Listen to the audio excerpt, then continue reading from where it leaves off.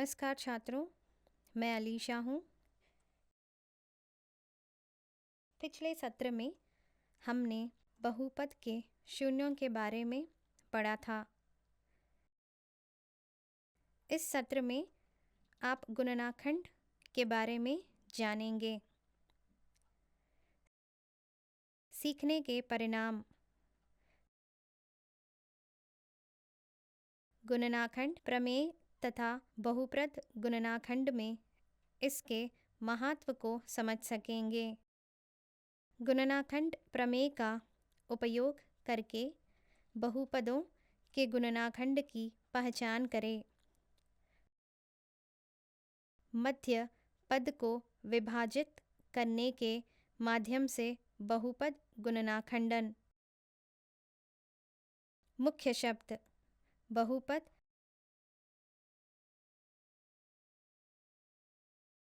गुणनखंड,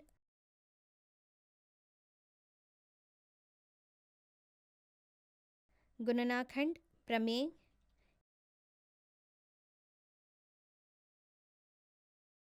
एक बहुपद के शून्य, रैखिक बहुपद, अवशेष प्रमेय।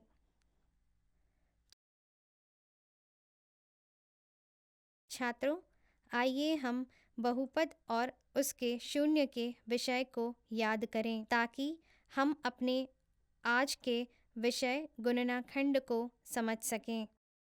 प्रपत्र का एक रैखिक बहुपद ax प्लस b में रूप x is equals to minus b by a का शून्य होगा। एक रैखिक बहुपद में एक और केवल एक शून्य होता है। एक बहुपद में अधिकतम संख्या में शून्य हो सकते हैं जो बहुपद की डिग्री के बराबर होते हैं। अब हम शेष प्रमेय और गुणनखंड प्रमेय के कथनों को याद करते हैं जिन्हें हमने अपने पिछले सत्र में पढ़ा था ताकि अब हम गुणनखंड प्रमेय को सिद्ध कर सकें। अवशेष प्रमेय। अवशेष प्रमेय में कहा गया है कि जब एक बहुपद px को एक रैखिक बहुपद x माइनस a से विभाजित किया जाता है तो शेषफल pa के बराबर होता है। गुणनखंड प्रमेय बताता है कि x माइनस a px का एक गुणनखंड है यदि और केवल यदि pa इज इक्वल्स टू 0।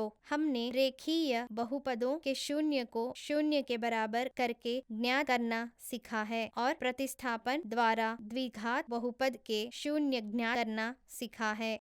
आइए हम गुणनखंड द्वारा बहुपद के शून्य देखें। गुणनखंड सीखने से पहले हम गुणनखंड के प्रमेय को सीखेंगे जो गुणनखंड प्रमेय है। अब आइए हम गुणनखंड प्रमेय के कथन और परिणाम को जानें। यदि px n एक डिग्री का बहुपद है और ये एक वास्तविक संख्या है तब x माइनस a px का गुणक है यदि pa is equals to 0। pa is equals to 0 यदि x माइनस a px का गुणनखंड है। शोध्यपत्र।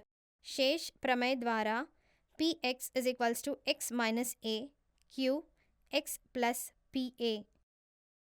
यदि pa इज इक्वल्स टू 0 है तो px is equals to x minus a q x जो दर्शाता है minus q minus a p q का गुणनखंड है। चूंकि x माइनस ये px का एक गुणनखंड है px minus px is equals to q a minus a g x समान बहुपद g x के इस मामले में pa is equals to a minus a g a is equals to 0। गुणनखंड प्रमेय के प्रमाण से हमने समझा कि कारक का प्रतिस्थापन बहुपद मान को शून्य बनाता है। प्रमेय को समझने और सीखने के लिए आइए कुछ उदाहरण देखें। उदाहरण: जांच कीजिए कि क्या x plus 4 गुणनाखंड 2x cube plus 17x square plus 46x plus 40 और 4x प्लस 7 का है। विलयन: x प्लस 4 का शून्य x इज इक्वल्स टू -4 है। मान लीजिए px is equals to 2x cube plus 17x square plus 46x plus 40 और sx is equals to 4x plus 7। अब x मान को px में प्रतिस्थापित करें तो हमें प्राप्त होता है p minus 4 is equals to 2 minus 4 cube plus 17 minus 4 square plus 46 minus 4 plus 4 0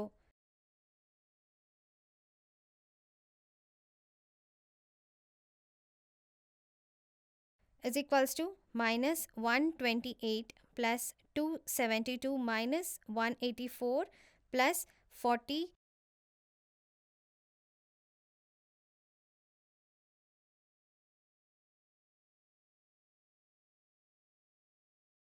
is equals to 0। तो गुणनाखंड प्रमेय द्वारा x प्लस 4 एक गुणनाखंड है 2x cube plus 17x square plus 4 6x plus 40। अब एस एक्स में x मान को प्रतिस्थापित करें तो हमें प्राप्त होता है s minus 4 is equals to 4 minus 4 plus 7 is equals to minus 16 plus 7 is equals to -9। इसलिए x प्लस 4 एक गुणनाखंड 4x प्लस 7 नहीं है। आइए एक और उदाहरण देखें। k का मान ज्ञात कीजिए। यदि 2x माइनस 3 एक गुणनाखंड है 4x cube plus 8x square minus 15x minus k। विलयन: चूंकि 2x minus 3 px is equals to 4x cube plus 8x square minus 15x minus k का गुणनाखंड है तो हम कह सकते हैं 2x minus 3 is equals to 0। हमें प्राप्त होता है x इज इक्वल्स टू 3/2। अब k मान प्राप्त करने के लिए x मान को प्रतिस्थापित करें जो px में 3/2 है। p 3/2 is equals to 4 3/2 to the whole cube plus 8 3/2 square minus 15 3/2 minus k। 27/2 plus 18 minus 45/2 is equals to k।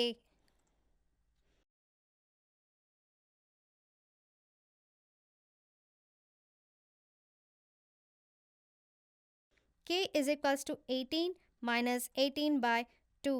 k is equals to 18/2। k is equals to 9।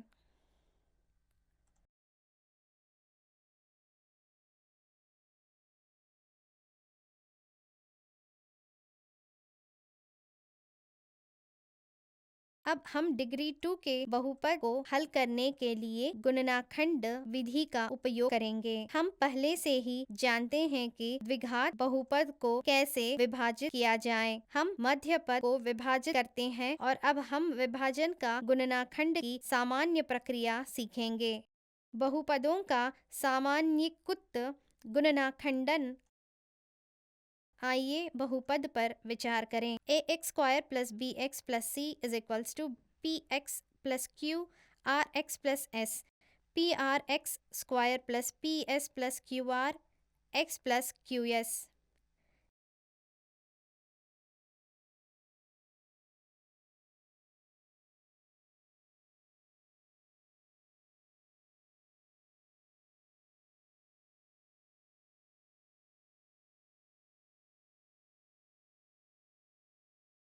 इसलिए एक्स स्क्वायर के गुणनांकों की तुलना करके हम कह सकते हैं कि P R is equals to ए।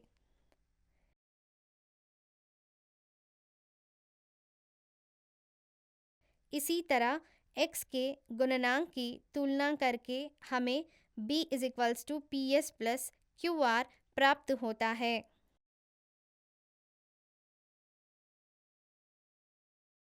और स्थिर पदों की तुलना करने पर हमें C is equals to QS प्राप्त होता है।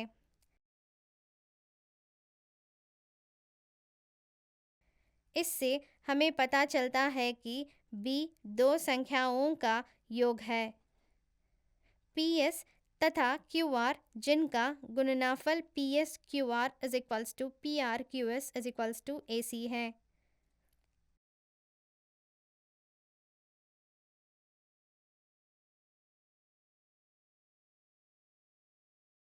आइए एक और उदाहरण देखें।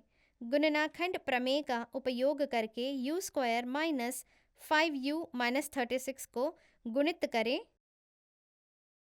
विलयन U square minus 5u minus 36 is equals to PU। यदि ये कमा b PU के शून्य है तो u square minus 5u minus 36 is equals to u minus ये u माइनस b, इसलिए AB is equals to minus 36। आइए कुछ संभावनाओं को देखें जहां उत्पादों के जोड़े ये B के बराबर होंगे। +1, +2, +3, +4, +9, +12, +18, +36। P -4 is equals to -4 square, -5, -4, -36 is equals to 0। इसलिए U+4 PU का गुणक है। इसी प्रकार हम ज्ञात कर सकते हैं P9 is equals to 9 square -5 9 -36 is equals to 0। इसलिए U-9 PU का गुणांक है। अब ये और B के स्थान पर क्रमशः -4 और 9 रखें तो हमें मिलता है PU is equals to U+4 U-9। हमें ध्यान देना होगा कि PU को मध्य पद को विभाजित करके भी गुणित किया जा सकता है। अतः इन उदाहरणों से हमने कारक प्रमेय तथा विभाजन विधि का उपयोग करके गुणनाखंड बनना सीख लिया है। याद रखने योग्य बातें, एक बहुपद की डिग्री यह निर्धारित करती है कि उसके पास अधिकतम शून्य कितने हो सकते हैं। गुणनाखंड प्रमेय x माइनस ये बहुपद px का एक कारक है यदि pa इज इक्वल्स टू 0। इसके अलावा यदि x माइनस ए px का गुणक है तो pa इज इक्वल्स टू 0। गुणनाखंड को शेष प्रमेय का उपयोग करके सिद्ध किया जा सकता है, जिसमें कहा गया है कि जब एक बहुपद px को x माइनस ए से विभाजित किया जाता है तो शेष pa होता है।